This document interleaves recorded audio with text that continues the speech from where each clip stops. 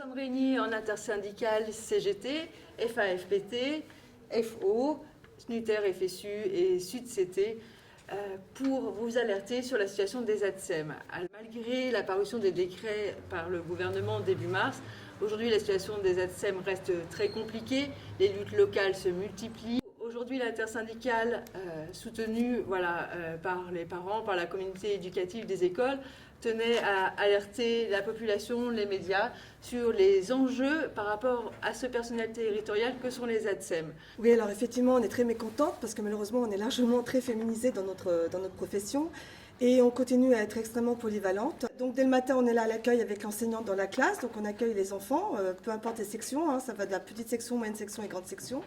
De là, après, on les accompagne à la cantine, où là encore une fois, on est avec eux tout au long du repas.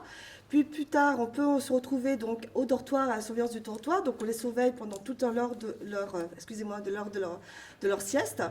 Et puis après, donc on se retrouve dans la classe, toujours avec l'enseignante, jusqu'à l'accueil des parents du soir. Mais après, maintenant il y a l'étape, donc il y a les rythmes scolaires. Donc on est très très en colère parce qu'on continue à être un peu comme les déesses Shiva, c'est-à-dire qu'il faut être partout. Et quand on n'est pas là, eh bien, on nous le fait remarquer. Nous demandons toujours une ATSEM par classe pour permettre un travail efficace en collaboration avec l'enseignante, puisque sinon l'ATSEM navigue de classe en classe sans pouvoir s'occuper réellement des enfants.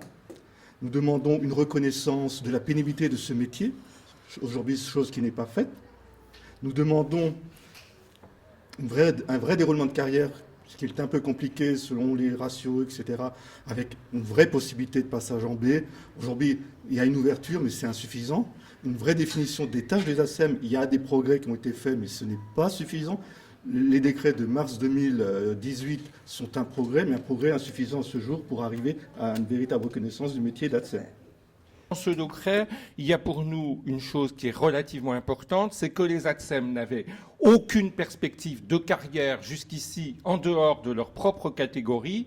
Alors certes, les contingents d'ATSEM qui pourront accéder au corps d'agents de maîtrise, au cadre d'emploi plus exactement, d'agents de maîtrise dans la fonction publique territoriale, c'est encore relativement limité. Certes, il ne sera pas simple pour les ATSEM de devenir animatrices ou animateurs en catégorie B, mais au moins l'ouverture existe. Nous avons été amenés à une certaine période à se pencher dans le cadre des travaux du Conseil supérieur de la fonction publique territoriale sur la mise en place des rythmes scolaires. On avait mis le doigt tout de suite sur les problématiques qui seraient engendrées par cette mise en place des rythmes scolaires et l'absence de prise en compte des collectivités et aussi bien sûr du gouvernement de l'époque pour pouvoir mettre en place et reconnaître totalement les missions effectuées par les ATSEM au niveau du territoire. Il y a eu les assises nationales de l'école maternelle. On a vu notre président de la République apporter une réponse extrêmement rapide et extrêmement claire sur l'obligation de scolariser les enfants à partir de l'âge de 3 ans. On parle de quoi? On parle de 26 000 enfants avec une obligation, 26 000 enfants en plus à scolariser aujourd'hui.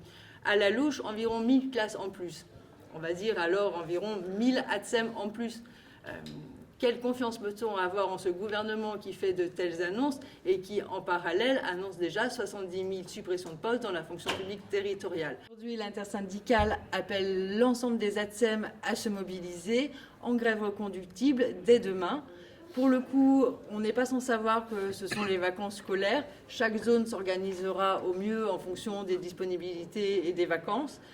L'essentiel, c'est que les territoires se mettent à s'organiser.